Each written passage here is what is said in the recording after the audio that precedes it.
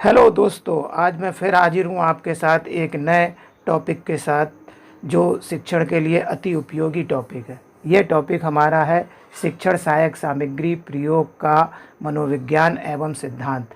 आज जिस तरह से हम टीचिंग में देख रहे हैं कि लगातार टीचिंग एड्स का प्रयोग बढ़ता जा रहा है। आज हम कई तरह की शिक्षण सहायक सामग्री या टीचिंग एड्स का अपने शिक्षण में प्रयोग कर रहे हैं। और आज हमारे पास बहुत से ऑनलाइन साधन भी मौजूद हैं जिनके प्रयोग से हम शिक्षण को प्रभावी बना रहे हैं। तो इसके पीछे क्या क्या साइकोलॉजिकल कारण हैं और क्या क्या इनको प्रयोग करने के सिद्धांत हैं, इसके बारे में आज मैं इस सब्जेक्ट को लेकर डिस्कशन करने जा रहा हूं। तो सबसे पहले हम देखें कि शिक्षण सहायक सामग्री होती क्या है। शिक्षण सहायक सामग्री के संबंध में एक परिभाषा देने की कोशिश की है मैंने। दृश्य श्रव्य सहायक सामग्री या शिक्षण सहायक सामग्री वे पूरक साधन हैं जिनके प्रयोग से अध्यापक अपने छात्र की एक से अधिक ज्ञानेंद्रियों का प्रयोग करते हुए शिक्षण के संपर्क संबंध और व्याख्याओं को स्पष्ट करने का प्रयास करता है। यानी जितना हमारा शिक्षण हो रहा है उसको हम क्लियर करने के लिए, उसकी व्याख्या करने के लिए, उसके पीछे जो भी हमारे कारण हैं, अनुप्रयोग उसके जो हो रहे हैं, उनके लिए हमें ये आवश्यक है कि शिक्षक की जो छात्र है उसकी ज़्यादा से ज़्यादा ज्ञान इंद्रियों का हम प्रयोग करें और अपने लक्ष्यों को और आसानी से और गहराई तक प्राप्त कर सकें। इसीलिए आगे हम कहते हैं, देखें इस बिंदु को स्पष्ट करने के लिए कि सीखने की साइकोलॉजी क्या है, सीखने का मनोविज्ञान क्या। जैसा कि हम सब जानते हैं कि हमारे ज्ञान को ग्रहण करने के लिए हमारी 5 ज्ञानेंद्रियां प्रयोग में आती हैं: आँख, कान, नाक, त्वचा और जीभ, जिनके द्वारा हम पूरा ओवरऑल जितना भी परसेप्शन है, हमारे ज्ञान को ग्रहण करते हैं, वो इन्हीं के द्वारा करते हैं। अब इसमें भी अगर हम देखें कि इन 5 इंद्रियों के प्रयोग से ही हम अलग अलग परसेंटेज के हिसाब से ज्ञान को ग्रहण करते हैं। अगर हम देखें परसेप्शन के हिसाब से, एक मैं आपके सामने एक स्टडी के बारे में बताना चाह रहा हूँ, जो कि हमारे चित्र में आप देख सकते हैं कि साइट, देखने की इंद्री से हम 75% ज्ञान ग्रहण कर रहे हैं, सुनने की इंद्री से हम 13% और त्वचा के द्वारा 6%, सूंघने की इंद्री द्वारा हम 3% और स्वाद इंद्री यानी जीवा द्वारा हम 3% का ज्ञान ग्रहण कर रहे हैं। और इसी के आधार पर हम सीखते हैं जितना भी ज्ञान ग्रहण करने का परसेंट। इसमें भी सबसे ज़्यादा इम्पॉर्टेंट चीज़ क्या हो जाती है, ऊपर जब मैंने बताई गई 2 इंद्रियां, एक साइट और एक हियरिंग, यानी देखने और सुनने की इंद्री, इस इंद्री के द्वारा हम 88% ज्ञान को ग्रहण करते हैं। तो हमारे शिक्षण में ये अति आवश्यक हो जाता है और ज़रूरी हो जाता है कि हम ज़्यादा से ज़्यादा बच्चे की इन 2 इंद्रियों को प्रयोग में लाने की कोशिश करें। इसी आधार पर हम ऑडियो विजुअल एड्स बनाते हैं। इनके पीछे भी जो एक आपके साइकोलॉजिकल सिद्धांत है कि हर किसी टीचिंग एड की हमारे जो शिक्षण है उसमें एक अलग अलग महत्व है। इस महत्व को दिखाने के लिए एडगर डेल महोदय हैं, शिक्षाविद हैं, उन्होंने एक कोर एक्सपीरियंस बनाया और उसे एक शंकु पर दिखाने की कोशिश की। ये शंकु आपके सामने है और इस शंकु में सबसे ऊपर देखिए वर्ड एंड बर्ड्स, यानी जो हम लेक्चर दे रहे हैं, जो हम बच्चे को सुनाना चाह रहे हैं, जो हम समझा रहे हैं केवल शब्दों के द्वारा, उसका जो महत्व है वो सबसे कम है। उसके आगे नीचे नीचे जैसे जैसे हम बढ़ते जाएंगे तो उन शिक्षण सहायक सामग्रियों की उपयोगिता बढ़ती जाएगी। जैसे कि चित्र में दिखा रहे हैं, इस शब्दों के बाद हमने लिखा है चाक बोर्ड का प्रयोग, वाइट बोर्ड का प्रयोग। वाइट बोर्ड पर अगर हम कलर्ड का प्रयोग कर दें तो और प्रभाविकता बढ़ जाएगी। फिर हम चार्ट्स का प्रयोग करें तो ये एक आपकी रिलेटिव एक उपयोगिता के बारे में दिखाया कि इसकी उपयोगिता अधिक है। जैसे हम वर्किंग मॉडल पे आ जाएं तो और ज़्यादा उपयोगी हो गया। स्लाइड पर आ जाएं, स्लाइड का प्रयोग करें, प्रोजेक्शन ब्लैक एंड वाइट का तो वो कम प्रभावी है, लेकिन कलर्ड स्लाइड उससे ज़्यादा प्रभावी है। और अंत में जब हम आकर देखते हैं कि आपका जो प्रोजेक्ट्स और एक्सकर्शंस जो हैं, एक्सकर्शंस यानी भ्रमण या प्रोजेक्ट्स जिनमें बच्चा खुद इन्वॉल्व होकर काम करता है, जहाँ पर डायरेक्ट अपने अनुभव लेता है, उसमें वो ज़्यादा सीखता है। इसी को अगर हम एक मेथड के रूप में देखें तो एक और शंकु के ऊपर हमने दिखाने की कोशिश की है कि रिटेंशन पावर, रिटेंशन रेट किस में बच्चे की ज़्यादा है। रिटेंशन माने धारण क्षमता, कितना बच्चा याद रख पाता है, उससे मतलब होता है धारण क्षमता का। इस चित्र में देखिए, लेक्चर आपने यूज़ किया तो लेक्चर की धारण क्षमता केवल 5% है। 10 दिन 5 दिन बाद यदि हम देखें कि बच्चे ने कितना सीखा है और उसे कितना याद रहा, वो 5% है। रीडिंग की 10% है। ऑडियो विजुअल एड्स के द्वारा हमने उसे पढ़ाने की कोशिश की है तो उस टीचिंग की जो रिटेंशन पावर हमारी जो रहती है वो 20% है। फिर डेमोन्स्ट्रेशन की और बढ़ जाती है 30%, डिस्कशन की 50%, प्रैक्टिस डूइंग यानी कोई प्रैक्टिकल बच्चा करके देख रहा है, प्रैक्टिस डूइंग, तो उसकी जो आपकी जो रिटेंशन पावर है वो 75% है।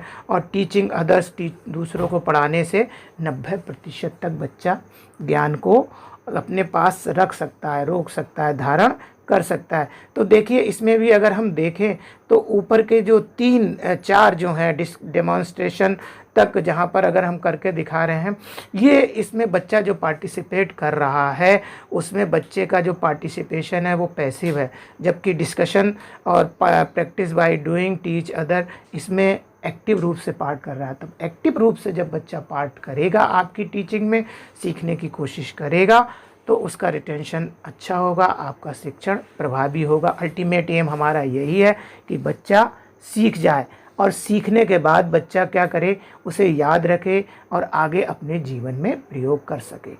इसके बाद अब हम चर्चा करेंगे कि टीचिंग एड की जो प्रयोग करने का जो प्रिंसिपल्स है, सिद्धांत है, वो क्या है। दृश्य श्रव्य सामग्री के अनुप्रयोग के सिद्धांत क्या क्या हो सकते हैं, क्या क्या हैं। तो वो सिद्धांत आपके, सबसे पहला सिद्धांत की हम बात कर रहे हैं, प्रिंसिपल ऑफ सिलेक्शन, चयन का सिद्धांत। इन चयन के सिद्धांत में हम निम्नलिखित बिंदु पर बात करते हैं कि पहला बिंदु हम लेते हैं उपयुक्तता। जो शिक्षण सहायक सामग्री, चाहे कोई शिक्षण सहायक सामग्री, कोई भी शिक्षण सहायक सामग्री होती है, चार्ट हो सकता है, मॉडल हो सकता है, वर्किंग मॉडल हो सकता है, प्रोजेक्टर द्वारा प्रोजेक्शन हो सकता है, या कोई हम फिल्म दिखा रहे हैं, उसकी उपयुक्तता कितनी उपयुक्त है उस कंटेंट के साथ जिस कंटेंट को हमें क्लास में बताना है, ये ज़रूरी है कि वह उपयुक्त होनी चाहिए। दूसरी चीज़ आती है सार्थकता। क्या वह सार्थक है, क्या उसकी आवश्यकता थी, ये भी हमें डिसाइड करना पड़ेगा कि टीचिंग एड सार्थक है, उस अर्थ को पूरा कर रही है जिसलिए हमें उसे प्रयोग में लाए हैं। क्लास में ऐसा नहीं है, जिस चीज़ की आवश्यकता हो हमें वही यूज़ करनी है। बेफालतू में केवल एक टीचिंग एड प्रयोग करने के लिए हम टीचिंग एड प्रयोग करें, गलत है। हमें सार्थक टीचिंग एड का प्रयोग करना है। नेक्स्ट बिंदु आ रहा है वास्तविक वस्तु की प्रतिनिधित्वता। इसका अर्थ ये होता है कि जो भी टीचिंग एड यूज़ की गई है वो उस वास्तविक वस्तु की इमेज होनी चाहिए, उसमें वो सारे लगभग गुण होने चाहिए, वास्तविक वस्तु की तरह दिखाई दे। कभी कभी हो जाता है कि हम टीचिंग एड इस्तेमाल करना कुछ चाह रहे हैं, क्लास में जाके बच्चों के सामने कंसेप्ट गलत चला जाता है और बच्चा कुछ गलत कंसेप्ट ले जाता है, कुछ और इमेज उसके दिमाग में बन जाती है। तो जो हम इमेज क्रिएट करना चाह रहे हैं, जो वास्तविक चीज़ हम क्लास में लाना चाह रहे हैं वो है। कोई ज़रूरी नहीं है, कुछ चीज़ें ऐसी भी होती हैं जो वर्बली आप बच्चों को ज़्यादा अच्छा बता सकते हैं। दूसरी चीज़ प्रभावशीलता, जो टीचिंग एड है वो प्रभावशाली होना चाहिए, उसका बच्चे पर प्रभाव पढ़ना चाहिए। नेक्स्ट जो सिद्धांत हमारा आता है वह है तैयारी का सिद्धांत।